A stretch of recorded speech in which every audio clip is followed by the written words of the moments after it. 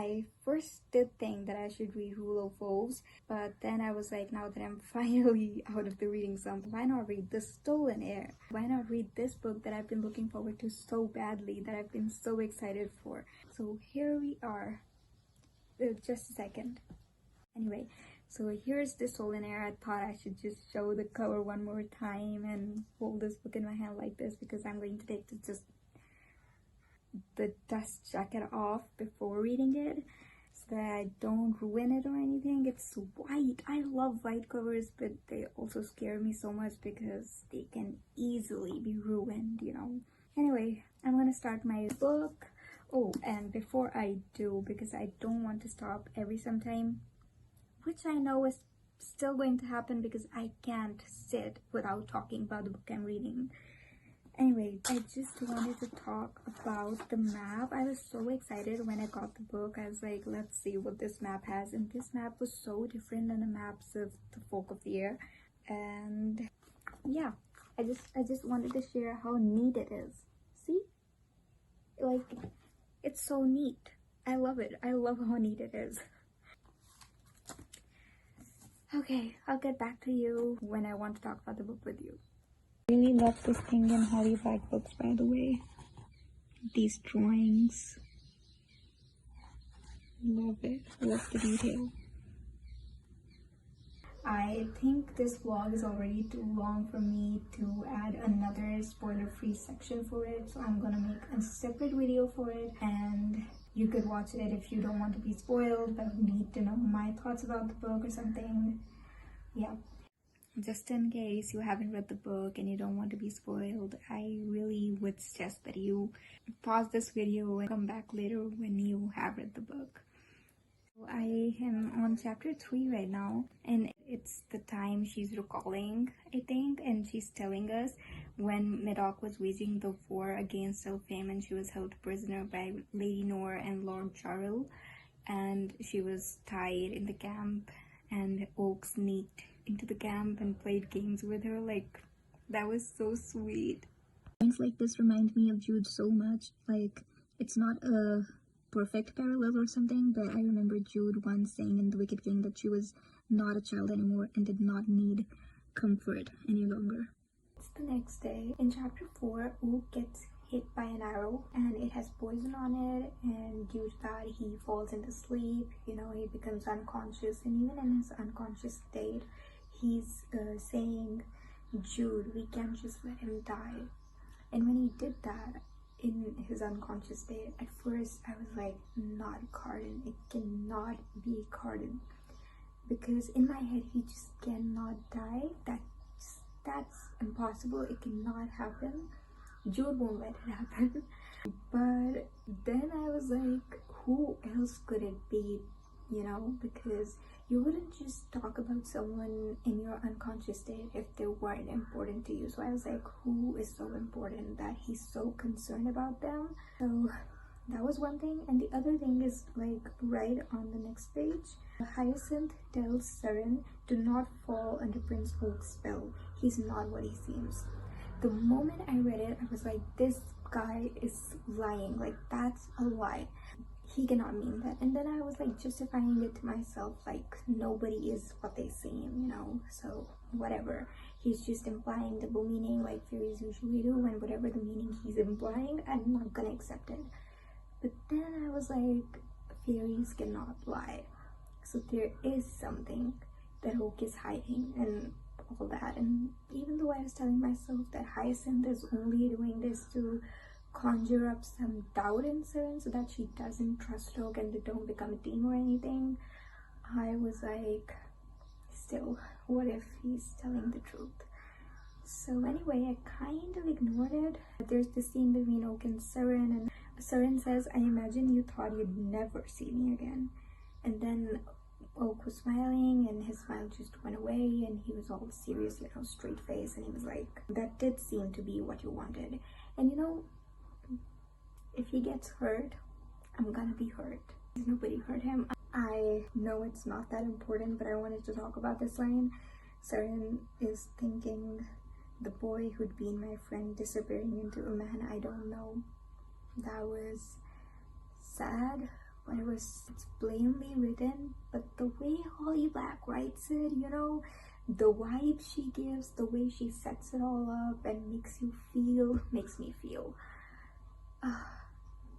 It's everything. And then Hyacinth, you know, when Hyacinth talked more, I was like, okay, so he's not just a prisoner. And then I was like, why did I even think that he would not be important in this book when he's one of the 4 main people on this quest?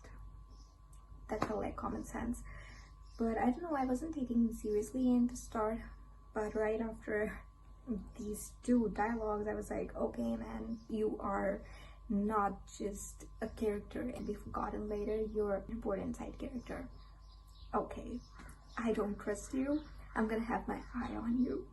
Oh my god, yes, this is why I've opened my book to talk to you about it, because I would have forgotten and then I would have been talking about things without order. But anyway, this is the point in chapter 5 where Hyacinth tells 𝐒𝐤ren about Oak's mother being a love talker and how there are suspicions and rumors about this and that, and how Locke, his half-brother, who was also Lirio's son, did this and that to Jude and Taryn, you know, if you read The Cruel Prince. So I was like, what the fuck? Because as much as I want to not take his words seriously, they do make sense. And I hate that he has the chance and, you know, the facts to mold them and make a story out of it like this and stuff. And I mean, I was like, he's lying, but then I was like, maybe he's not lying, he's just telling a story, and the stories do have a truth to them, otherwise the folk won't be able to tell them.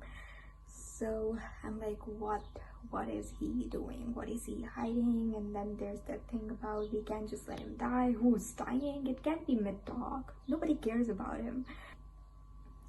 Oak takes 𝐒𝐤ren to a dressmaker, a seamstress. Aren't they the same thing? I don't know. But he takes her to her and she gets a dress, and then that seamstress tells 𝐒𝐤ren, maybe you will come back and tell me how the Prince of Sunlight liked the Queen of Night. He was sunshine, I was midnight wearing.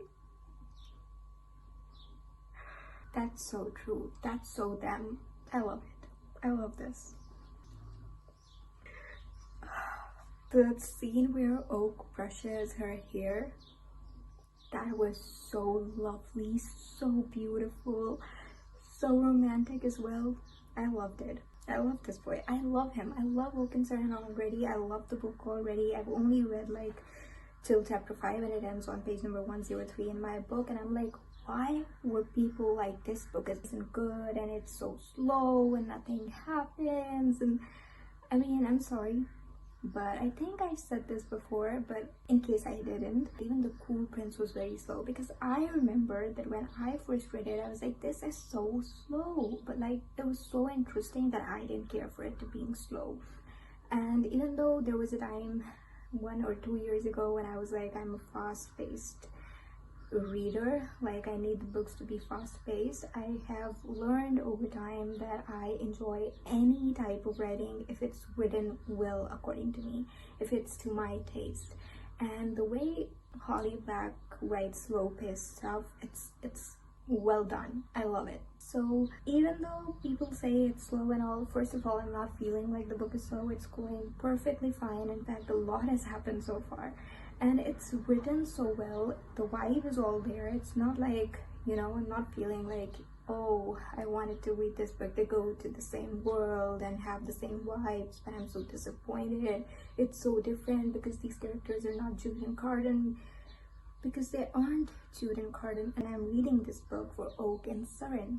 And I think anyone who hasn't done this has been unfair to themselves and to the book, because what did you even think? I mean, it's clear the book isn't about Jude and Cardan.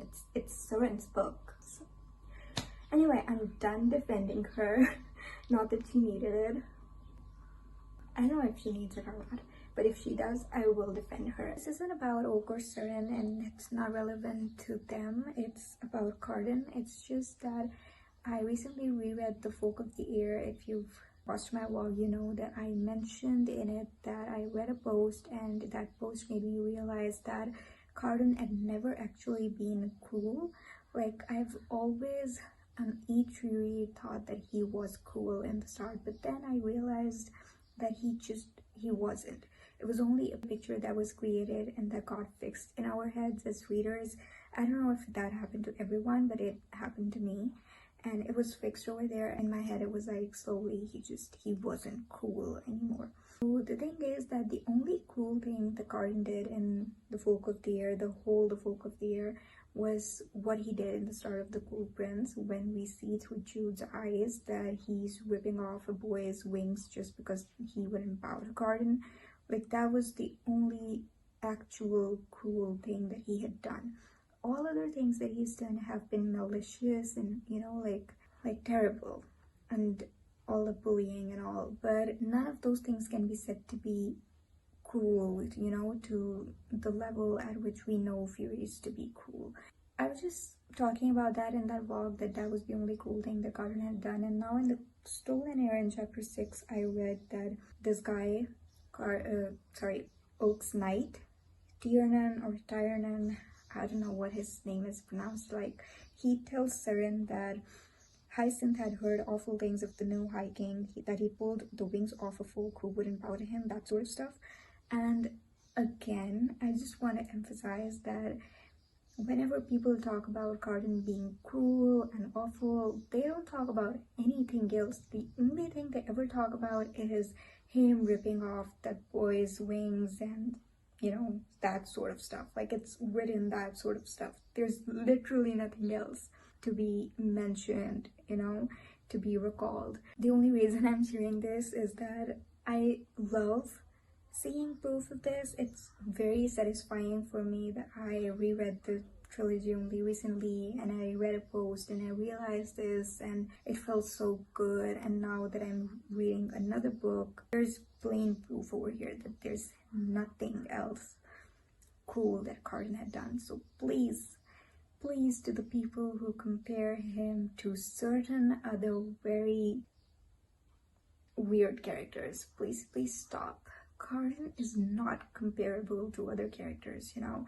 And even though I sometimes compare him to other characters, I don't know, I hate it, especially when he is compared to Aaron Warner from Shadowme and Rysand from Court of Thorns and Roses. I hate seeing that.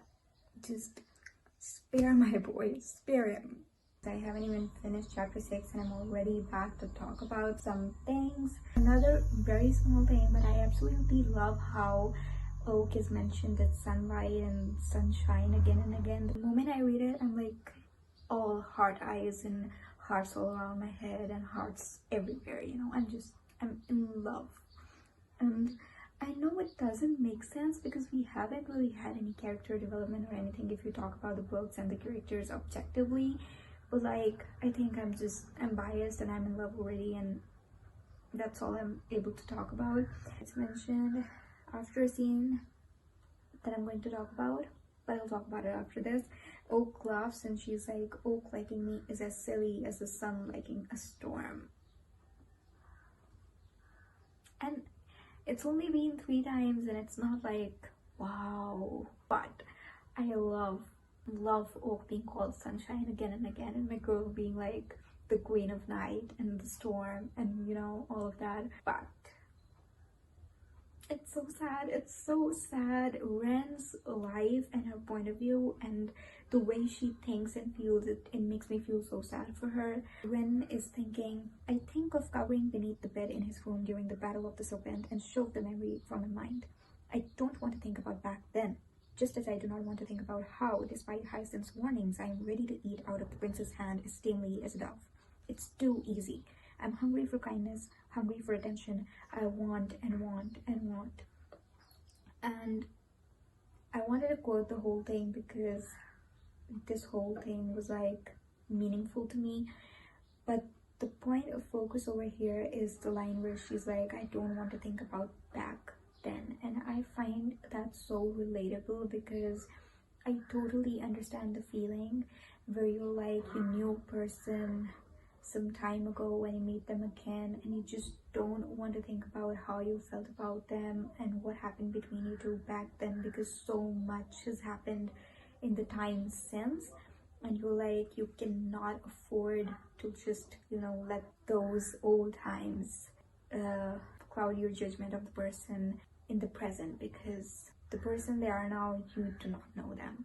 And she already knows that he's hiding stuff from her, so of course she can't trust him and stuff. She's so suspicious.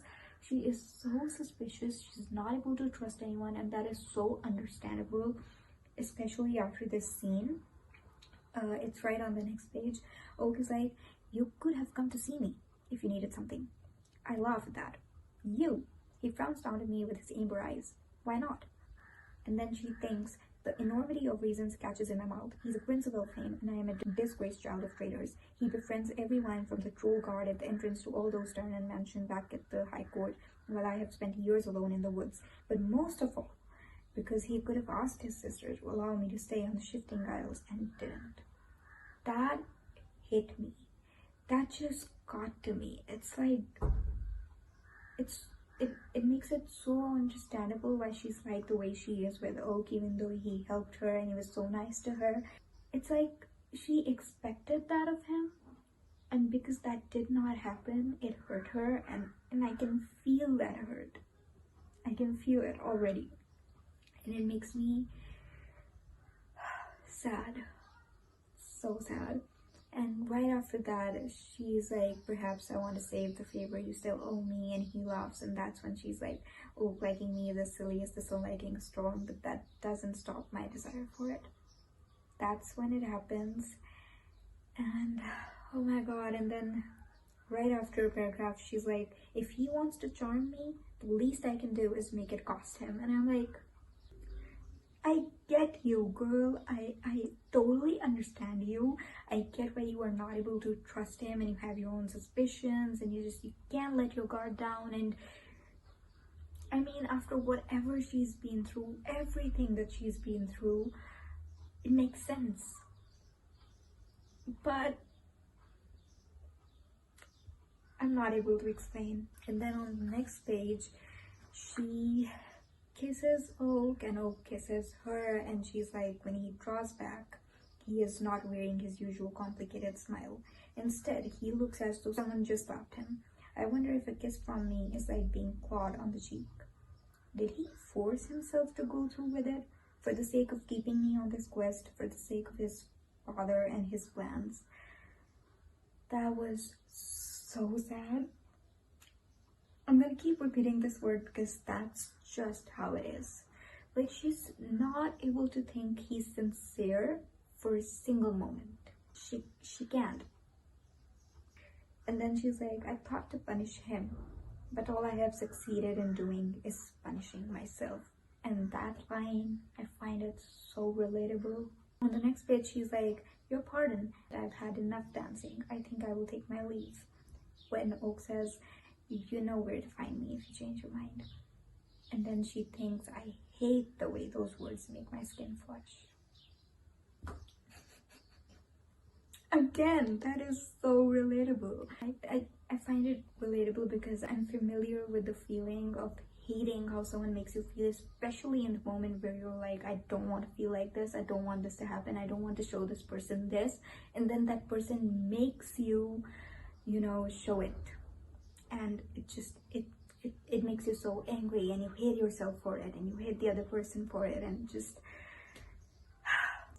I bet this vlog is going to be 2 hours, but I promise I'm going to try as much as I can to keep it short and keep, you know, cutting unnecessary things and stuff, though I'm not talking any unnecessary stuff. I forgot to talk about something. It's, you know, about 𝐒𝐨𝐼𝐚 not being able to trust anyone and having her suspicions and stuff.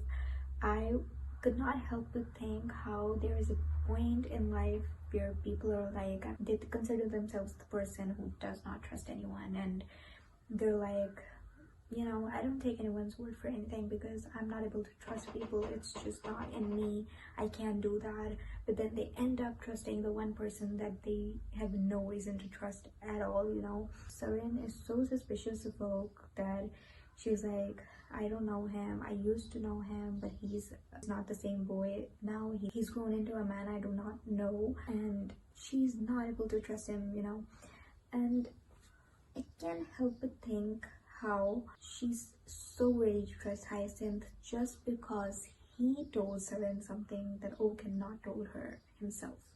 Something that Oak did not tell her because he didn't have confidence in her, or he didn't think it was the right time to share that thing or something. But just because he didn't and she was told that thing by someone else, she's suddenly suspicious of him even more, and she's ready to trust this other person she does not know at all. Like, why girl, why would you do that? Why would you choose to trust a prisoner who was once a traitor over the guy who helped you when he was a kid, even though he did not do the one thing that you expected him to do, that you wanted him to do? So yeah, I wanted to share that, and I'm not liking where this is going.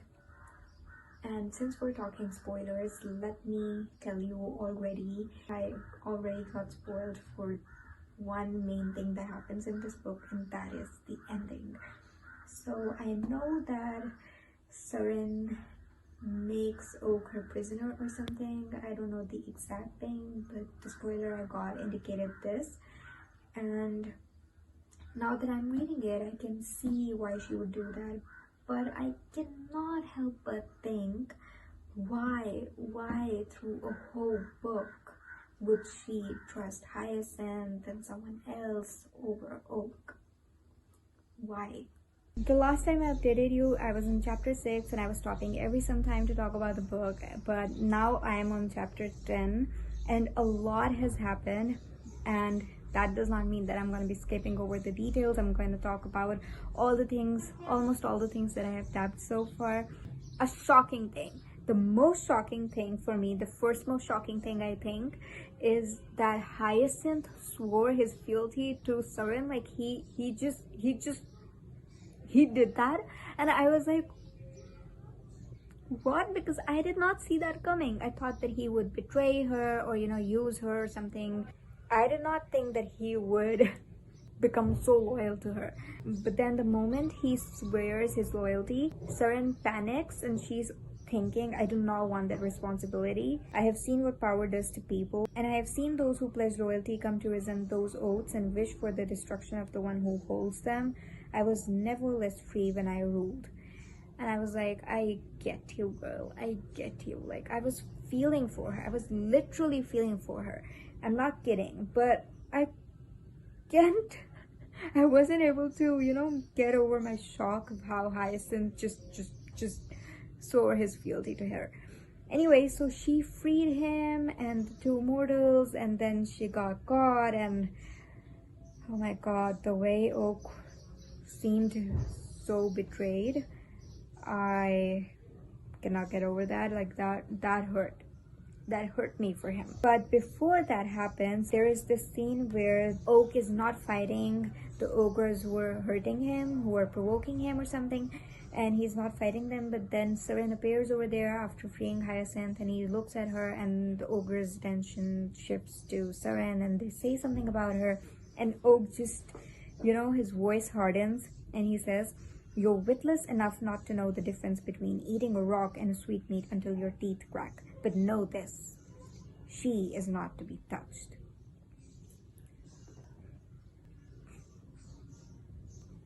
Do I have to say anything? I love that. Next is chapter 8, and is a time when Oak and 𝐒𝐸𝐚 were 14, 13, and it is mentioned in the start of the book that when Oak was 14, he visited Ren in her woods and she turned him away. And when I read that, I was like, please give us more, please give us details, Holly Black. Like, why wouldn't you give us more than that?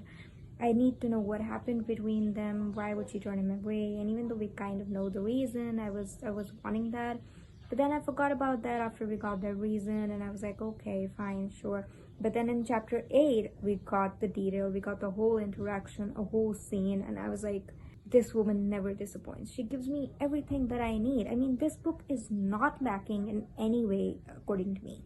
For me, it's everything that I could have wanted. I do wish we get a mention of Jude and Cardan, like more than what we've gotten so far. I do want more of them. They're not the focus here, but still, I loved their interaction. I loved that Oak came to her and he was talking to her about how he wanted to run away from Faerie just like her, and 𝐒𝐤𝐚 couldn't help but think that she hadn't run away, she just didn't have anywhere to go. And then Oak told her about the assassinations, and 𝐒𝐤𝐚 was thinking, that's not how I thought of myself as a runaway. I was someone with nowhere to go, waiting until I was older or less afraid or more powerful. And I kept feeling sad on both their accounts because both of their situations were sad, but I was really glad that they had that interaction, that they had each other to talk to and comfort one another in whatever way possible. And then in chapter 9, 𝐒𝐤𝐚 remembers a time when she was held prisoner by Lady Noor, and 𝐒𝐿ac came to her and comforted her, gave her his wine, and touched the back of her head with his large warm hand. Like, he kind of gave her the least bit of comfort that she could have gotten at that point. And I was so glad that 𝐒𝐿ac did that, because even though he had no reason to care for this girl or comfort her or anything, I am so glad he did that. I'm so glad that 𝐒𝐤𝐚, even if it happened only once, you know, felt the least bit of comfort that she could. And then in the same chapter, Oak has this duel because of the plot. He has a duel and he wins it, and he wins it brutally. He kills the ogre, and then Tiernan tells 𝐒𝐤𝐚 that Oak was never taught to fight anyway but to kill. He doesn't know any elegant parries. He cannot show off. All he can do is deal death, and once he starts, he doesn't stop. I'm not sure he can. And even though I know that he was trained by Jude, like, it feels like that, and we've seen it in the Cruel Prince trilogy, I cannot help but wonder that a lot of it was also 𝐒𝐿ac. And then I was like, oh my god, it's actually mentioned in the book that he did do that with Oak. There's these lines by 𝐒𝐤𝐚 that she is thinking, and I just wanted to share the quote. It would be safer if I hated him. Since I cannot, perhaps it is good that he now hates me.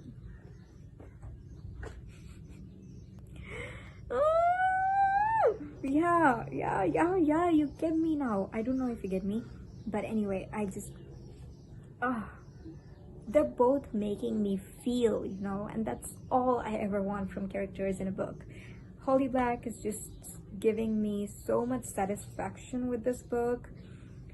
Okay, the last thing, because I haven't finished chapter 10, I'm still reading it, but I read this scene and I kind of wanted to talk about it before we went any further. It's where Tiernan is telling 𝐒𝐤𝐚 how he came to be Oak's guard and how he went from being Oak's guard to friendly with him, and I loved the way he shared this with 𝐒𝐤𝐚. Still in chapter 10, what happens is Bogdana, the Stormhead, comes after 𝐒𝐤𝐚, and she's running after her, and 𝐒𝐤𝐚 is running away from her again and again, and Bogdana is like, just don't run away, just listen to me, I just want to talk, and then you can go away if you choose to. And she tells 𝐒𝐤𝐚 a story about how 𝐒𝐤𝐚 is a girl made of snow who Bogdana blew life into, and I'm like, wow, okay, a fairy tale touch, I'm all for it. Really, I love that, especially the way Holly Black delivers it. But then she also warns 𝐒𝐤𝐚 about Oak and how he plans to give her away to Lady Noor, and I am so, you know, screaming inside that 𝐒𝐤𝐚 is so ready to believe anyone over Oak, you know, just anyone can tell her anything about Oak and she'll believe it. So I'm like, please girl, just trust him once. Because first she trusted Hyacinth, and now she's trusting Bogdana just because of a story that seems so close to the truth, and I'm like, why? And then I'm thinking, yes, it seems believable that Oak would do that for his father, because we have seen him be so desperate to help him. But at the same time, I'm like, of course Oak would have had a plan, you know. He wouldn't just give in to Lady Nore's terms. He must have had a plan. He must have planned to trick Lady Nore into thinking that he would be giving 𝐒𝐸𝐿 away to her. Well, there would be something else he had to do or something. But I don't know why 𝐒𝐸𝐿 doesn't think that. All she's able to think is that, didn't I suspect that he would give me away to Lady Nore? And didn't I hear him say that he would decide my fate at this point at that market? I'm like, please. Now I can't wait to read ahead, but I can also not help but wonder why despite everything that might happen next, would 𝐒𝐸𝐿 decide to do what she does in the end, you know, taking Oak her captive. Looking forward to reading that. Look at Oak give all Cardan vibes. Remember Cardan's lines in How the King of Elfham Learned to Hit stories? I couldn't help but think about that when I read this. I just had this thought while reading, and I'm sticking to this thought unconsciously, and now that I'm ready to address it and accept it, I wanted to share. I like to assume that when Oak met 𝐒𝐸𝐿 as a child and cared for her in a way he hadn't cared for any other fairy child before that he had met, his experience and, you know, that thing was really different for him. It was impactful in a way that he could never forget it, and after they were parted, he couldn't help but think about that girl who looked so frightened, who he played with, who he hid in his room under his bed and stuff.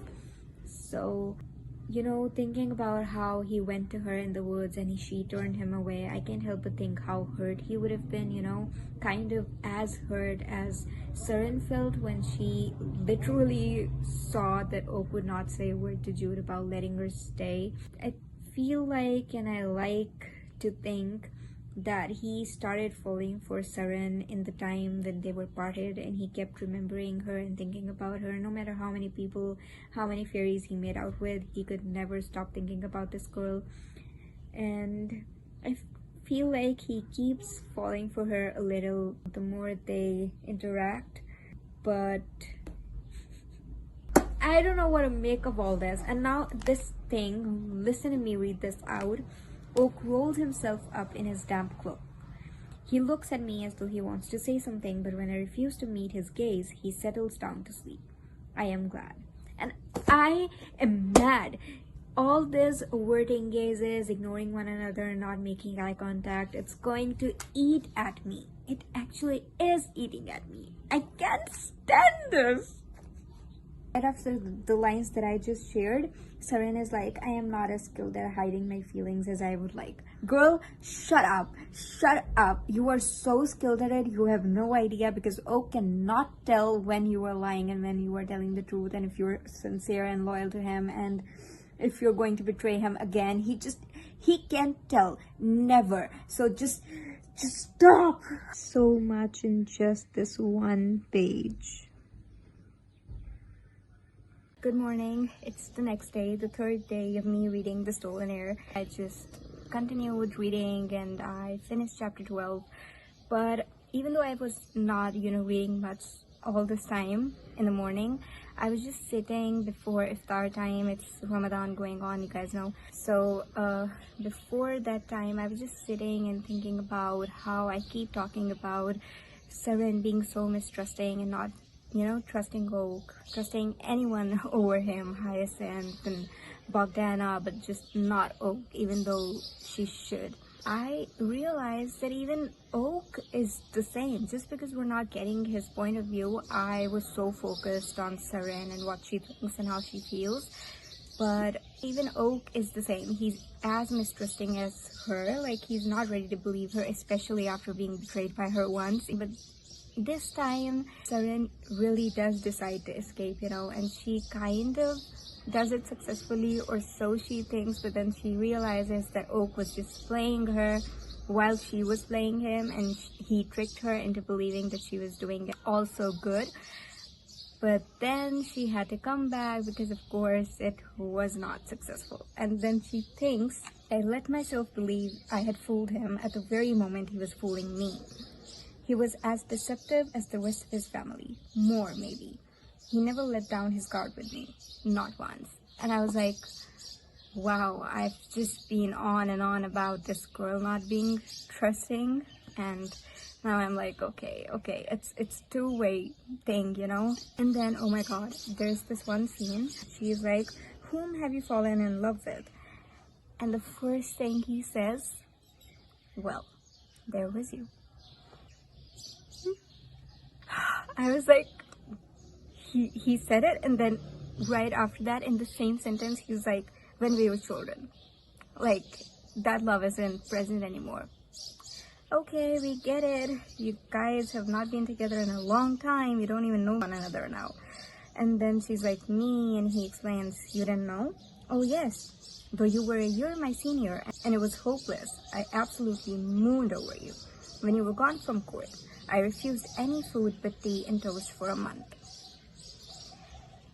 His love for her blooming when they were parted, well, it was blooming. It was a young love which is going to reignite, and I'm gonna love seeing that. But yeah, oh, also on the same page, he's like, oh, and now you laugh. It is my curse to adore cruel women. That is such a good parallel to Cardan. Quote, it seems I have a singular taste for women who threaten me. I love that. I love that. You don't understand. In the same chapter, 𝐒𝐤𝐚 is like, I want to trust him. I want to trust him so much. That is so relatable. Sometimes you want to, but you just know you can't. You can't. Just a random thought, I know the Oak said that they did not need Millet's heart or something like that, and I believe that is true. They do not need that thing to trick Lady Nor, but I still think, I don't know why, while reading it just occurred to me, what if he does have it? He took it, but he wanted to make Tiernan and 𝐒𝐤𝐚, or just 𝐒𝐤𝐚, believe that he did not have it, he did not take it, and they do not need it. I don't know why, I think he took it, he has it. I don't know. You know how I was talking about I need more Jude and Cardan in the Stolen Heir? This is exactly what I was talking about. Just enough, you know? 𝐒𝐤𝐚 is asking Tiernan, aren't you a knight? And he's like, me? No, I was trained for it, but I'm not a knight. I joined the Court of Shadows. And she's like, you're a spy? And then Oak is like, who else would my sister choose for a guard? She has a great fondness for spies who wanted to be knights, since she was one herself.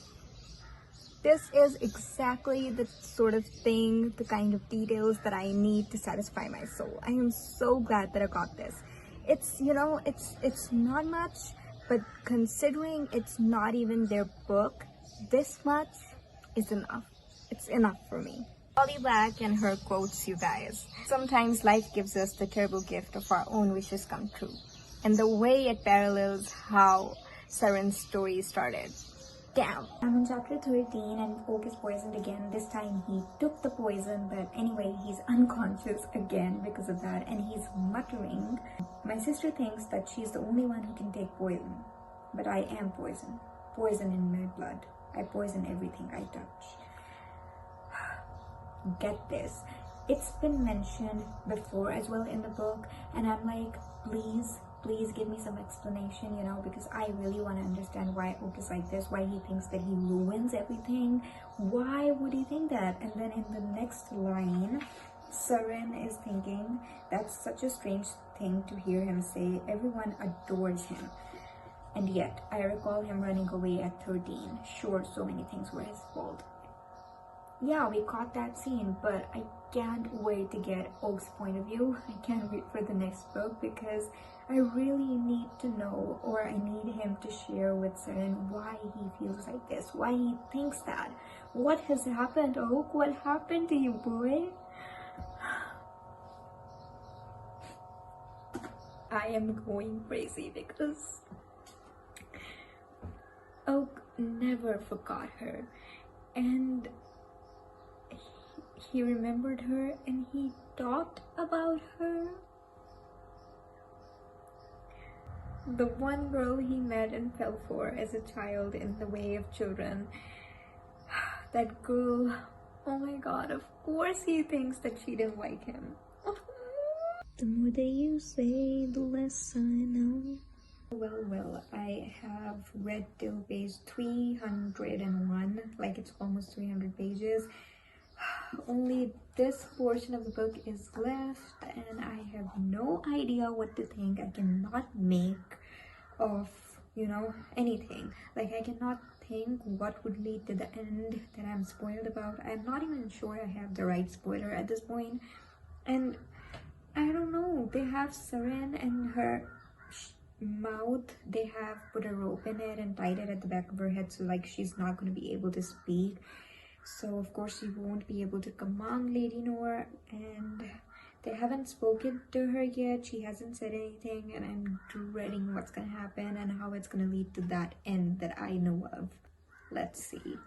I knew it. Oak just said, "Let me say it in full so you will not worry you were being deceived. I have brought Melith's heart." He has it. I don't know what he will do now. No, I know that Prince 𝐒𝐸𝐚's mistress of Oak is going to get so worse. What the hell just happened? Lady Nor just pressed a pedal to 𝐒𝐸𝐚's lips or tongue or something, and she was about to order Lady Nor, but the opposite was coming out. I thought it was a spell on it that would make her say the opposite of what she wants to say. But when 𝐒𝐸𝐚 thinks about it, she's like, somehow she's woven a spell of control into the petal, no doubt plucked from wherever, but it's like 𝐒𝐸𝐚 thinks it's a spell of control. I thought it was a spell of saying exactly the opposite of what you were about to say. What the hell? She almost gave up her power over this woman. Hyacinth is here. He's here and he's gonna help her. I can't believe that her tongue has been cut out. I can't believe it. I've read it and still I was thinking that it wasn't cut. But it's cut. It's cut.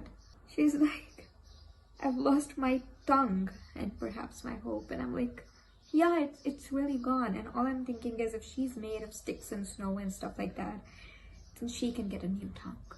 So 𝐒𝐸𝐚 has gotten into the prison and there is 𝐒𝐚. We see him, and even though Hyacinth tells 𝐒𝐸𝐚, "I will get you out of here," I really thought for a second that it was 𝐒𝐚 telling her in whatever condition he was, and I was so shocked.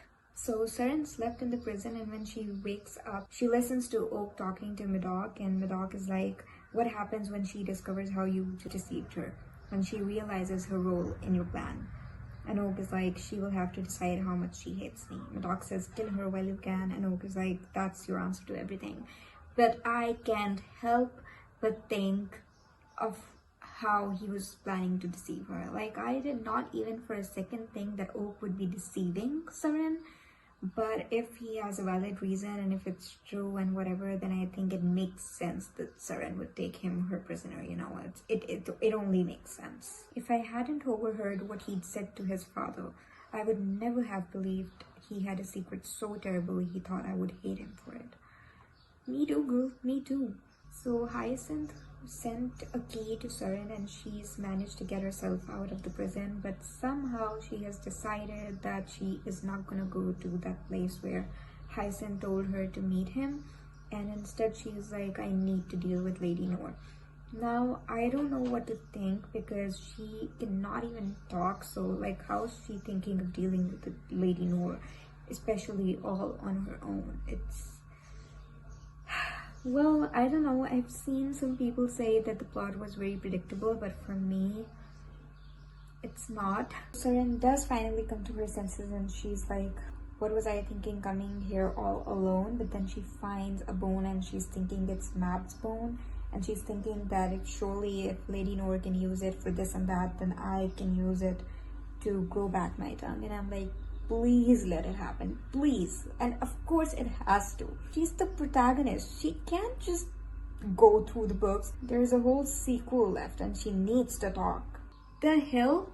Instead of growing back her tongue, she just blacked out and anyone can find her over here. Conveniently, her tongue is back and nobody found her, and she can speak according to her own will. Please don't tell me that the thing that Oak led her believe to be untrue was that he did plan to put the bridle on her after all. I mean, that's insane. He can't have thought that. He knew her, he'd seen her condition all those years ago. How could he have even plan to make her go through that again, even for whatever purpose he had. Like, I'm thinking that must have been the only thing that he let her believe to be untrue, while it was his plan after all, or while it was the thing or his intention after all. But I can't think of anything else that he could have kept from her like this. So the book is almost about to end, and 𝐒𝐤𝐼𝐚 has issued some commands to Lady Noor, and I have no idea if she has done this or not, but I'm assuming, considering what I've read so far, that she has also commanded Lady Noor to take Millet's heart from Oak without Oak knowing it, that like she had commanded it. And then she could either let Lady Noor have both the things and command her how to use them, or what makes more sense, she could take both the things for herself. Let's see. Okay, just tell me, how many of you actually made it and predicted what would happen and all the thing about Millet's heart? Because I am shocked and I did not see this coming. I did not think about this at all. 𝐒𝐤𝐼𝐚 thinks, because she realizes this, Millet's heart is mine. All my life I have been afraid, she thinks, and then she's like, afraid of the monster I saw when I glimpsed my reflection in still pools in windows. But all I am is magic, unmagic. I am not nothing, I am what is beyond nothing, annihilation. I am the unraveler, I can pull apart magic with thought. That's how she was able to do it, you know, when even the magic of high court cannot be broken by someone else, you know, even by Oak or someone, she was able to do it because she can, because it all makes sense now. So I want to know how many of you saw this coming and almost made it and almost predicted it, and how many of you were as shocked as me, because I don't know why I have a feeling like I'm the only one and most of the people could guess on it. But yeah, let me know. Okay, so this was what Oak was hiding, that he knew Millet's heart was 𝐒𝐤𝐼𝐚's, and that is why he needed her, so that he would not be able to lie. And I have no words for what 𝐒𝐤𝐼𝐚 might be feeling. I cannot imagine. So I finished the book. I just want to say that I totally understand 𝐒𝐤𝐼𝐚, and still it's hurting me in a way that she would choose to do this. She literally put the bridle on Oak, and I was like, why that? She could keep him with her, but she didn't have to do that, but she did. And then she thinks, the dog looks at me as though he would like to cut me to pieces, but he cannot. And then Tiernan tells her, don't be a fool. Jude might not have come for her father, but she will bring all the armies she can muster here to war with you for her brother. This can't be what you want. And 𝐒𝐤𝐼𝐚 just tells him, go before I change my mind. And even though Oak tells her, I'm not your enemy, I'm like, don't take out your anger like this, because I can understand that that's the only thing that's happening. She has so much rage inside her, and now that she has a chance to, you know, just take it all out, she doesn't know how else to do it except for the one person who's in front of her, who deceived her so openly and so closely, and the one person she was not expecting it from, even though she kept, you know, thinking that she shouldn't trust him and can't trust him. She did end up trusting him, and he did end up using her just the way she's thinking that he did. I mean, I felt so sad when she was thinking that he used me. He used me like a coin in a trick. He used me so that he could say he brought Millet's heart north, because it wasn't a lie. And even though Oak tells her when she visits him in his prison that I only did it because I was afraid that you won't be able to lie if you knew about it, so I didn't tell you, she does not care. It's like I couldn't care less attitude, and like, you know, it's kind of showing that it's in her nature as well. Well, now that the book has finished, do you see how many tabs I have? Wait a second. Yeah. But yeah, I'm gonna sit with this book sometime, think on it, and then share my final thoughts with you guys. I'm back because I just remembered something. I cannot help but think how awful it is that I was thinking that Oak would put the bridle on 𝐒𝐤ren, that was his plan all along. And now I'm like, I was expecting the worst from him and she ended up doing it. I mean, I'm not saying that him using her and deceiving her was wrong, even though his reasons are justifiable. I'm just saying, why would Ren do this? I mean, she knows what it's like to have it on you. He's in the prison, isn't that enough?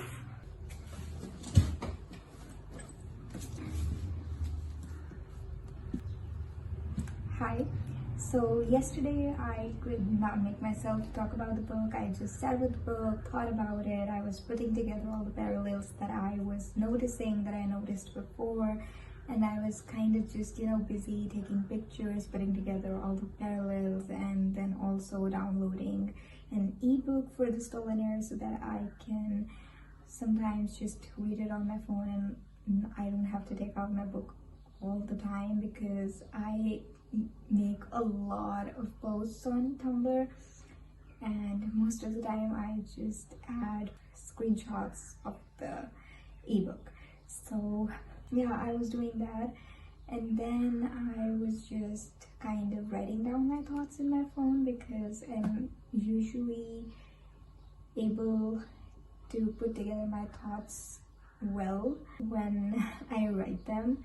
Like when I talk about the book, when I talk about something while I'm thinking and stuff, it's usually very chaotic and it's, it feels like I'm just babbling or something. But when I write them down and I can look at them, that I've written this and this is what I've thought, and sometimes I think something and I'm like, no, I missed that, I need to add that as well. So like while writing, it's way easier to put together all my thoughts, and I was doing that.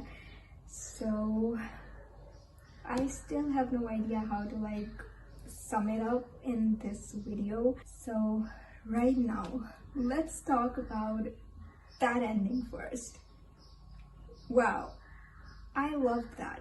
Like I said, I was not expecting it. I kind of went on to the Stolen Heir tag and I was seeing if other people noticed stuff or not. I just did not get into the reviews, because usually when I read a review before writing my own, it kind of changes my views on stuff, and I'm not against it. I'm open to more views and stuff, but I kind of like to put together my thoughts out there before they are influenced in any way from any other perspective or something. So yeah, and I realized that yes, apparently a lot of people got the plot. A lot of people predicted it, guessed on it.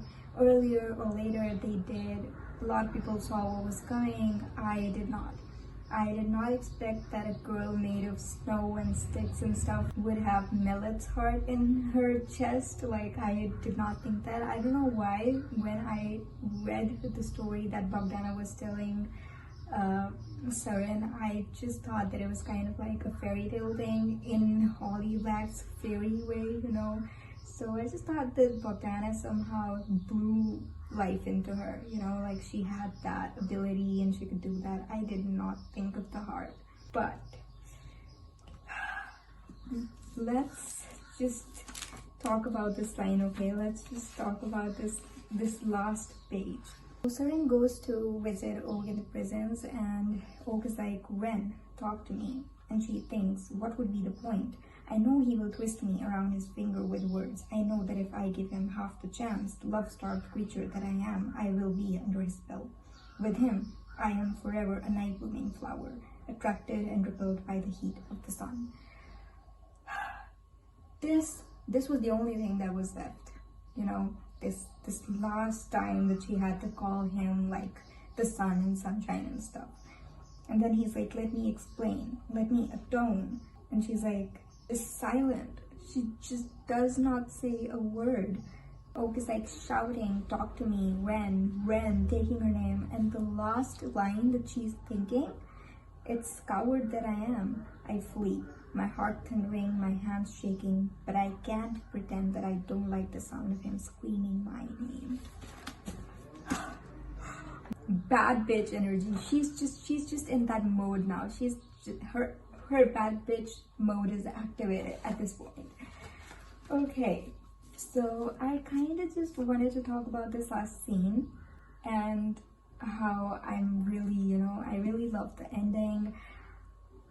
I just wish that she would not put the bridle on him. Like, that is so unnecessary. You do not have to do that, girl. You have him. He's in your prison. He's not going away because he told you and because you would not let him go away. You know, you're so powerful and all that.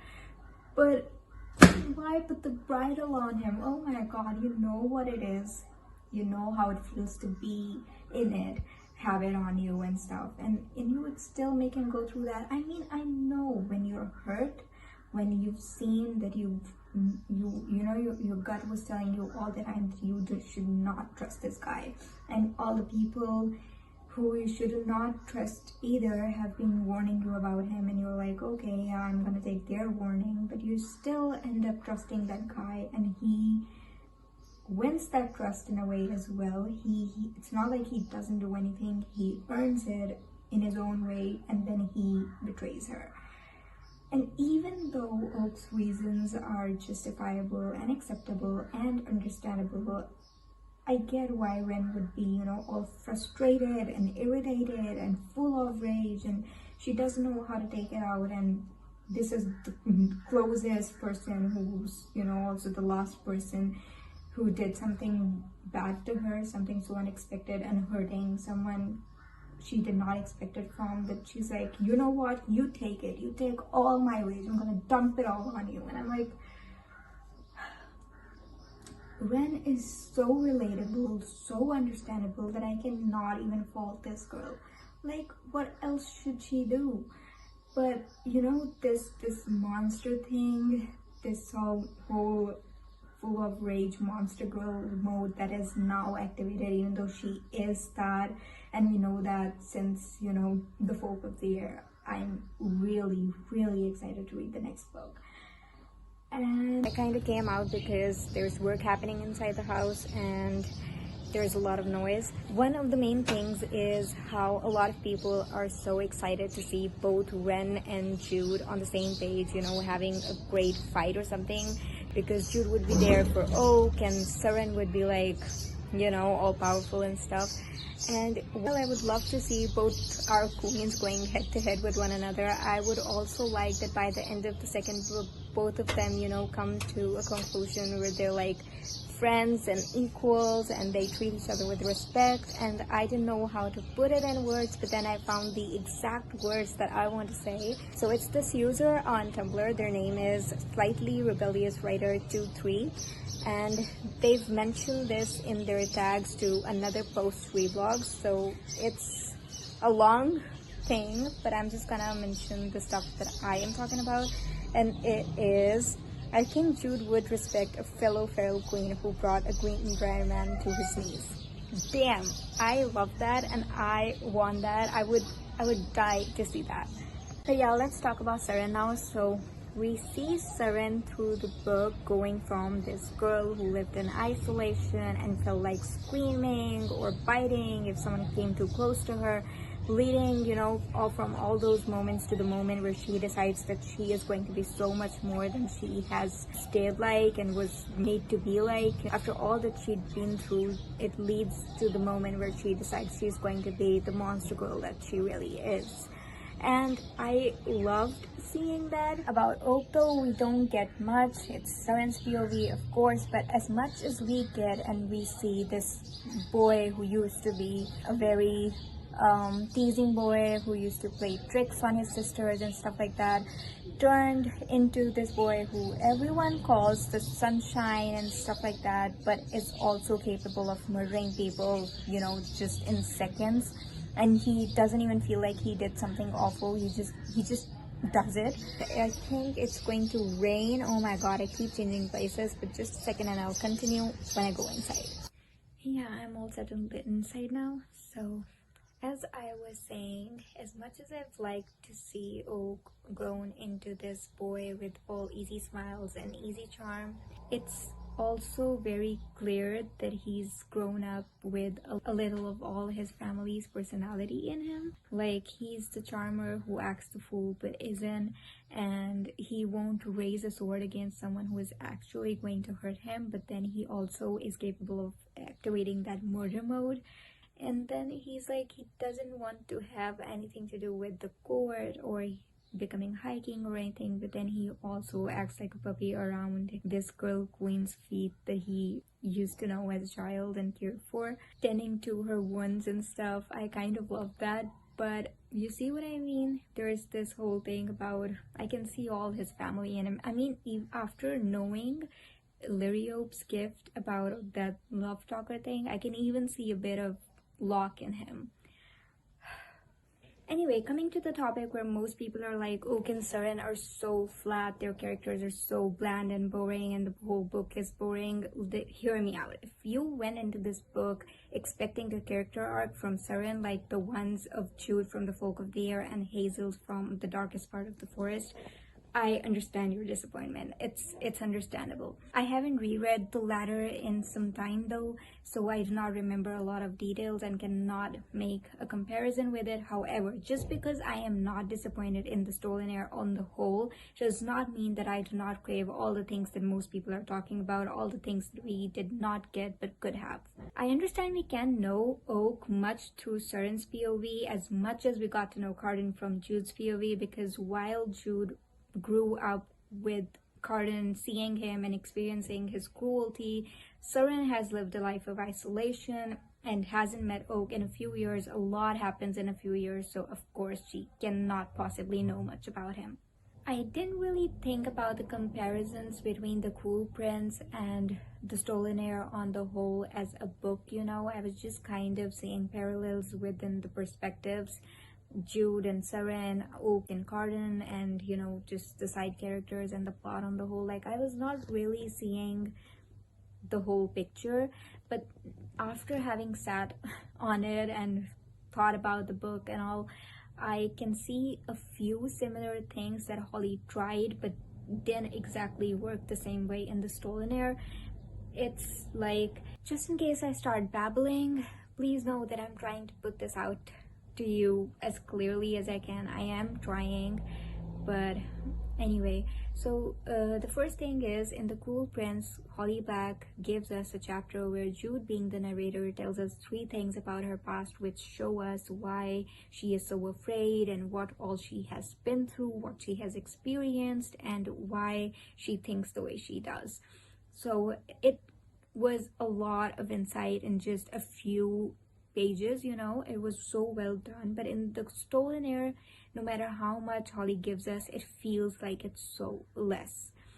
Because the thing is, in The Cruel Prince, when Holly Black was giving us Jude's perspective, we got to know how she was stolen and brought to the fairyland, and how she got so scared and what happened and what led to the life that she has now. And well, we got the present life, and from there on her story just began. That's all we needed. We needed her present.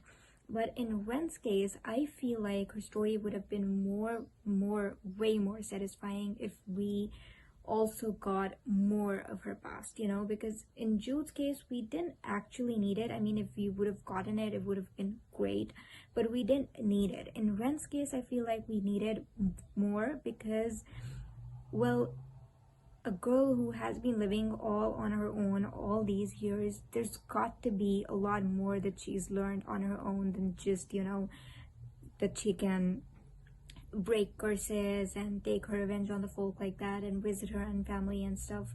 Like, there's got to be a lot more. I keep saying that I wish Holly Black's books were longer, and even though most of the time it's because I love her writing so much that I keep wanting more and more of the writing, the world, and the characters, in the Stolen Heir's case, it's not the same. In the Stolen Heir, I feel like more would have made the book complete. Without it, it feels like it's lacking something. I rated it 4 stars, and the only reason I cut 1 star is because it does not feel like a 5-star book to me. It did not make me feel as much as a 5-star book would make me feel. It just did not feel like it. It was lacking something. I cannot exactly pinpoint what, but as a reader, I feel like if only the book were longer, We could have gotten more of the side characters. We could have gotten more of the flashbacks and some memories of Ren's past, you know, all that she's been doing all these years, and also what she's been through when she was held prisoner by Lady Nor and Lord Jarl. Also, if the book were longer, we could have gotten more interactions between 𝐒𝐸𝐚 and Oak, which could have added a lot more to their dynamic, you know, which could have added a lot more depth to their story. But anyway, we didn't get that.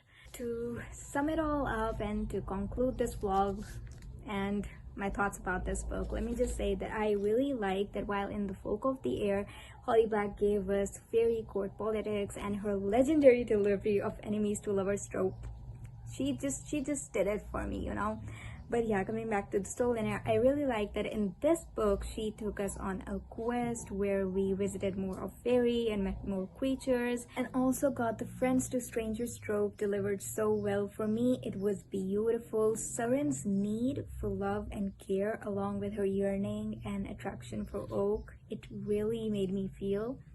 But what I'm really nervous about is that unlike The Folk of the Air on the whole, where Jude and Cardan had 2 whole books to develop an in-depth dynamic after a whole book of playing enemies, Oak and 𝐒𝐸𝐚 only have 1 book for Holly to deliver us a satisfactory dynamic and romance after a whole book of mistrust and all levels of betrayals.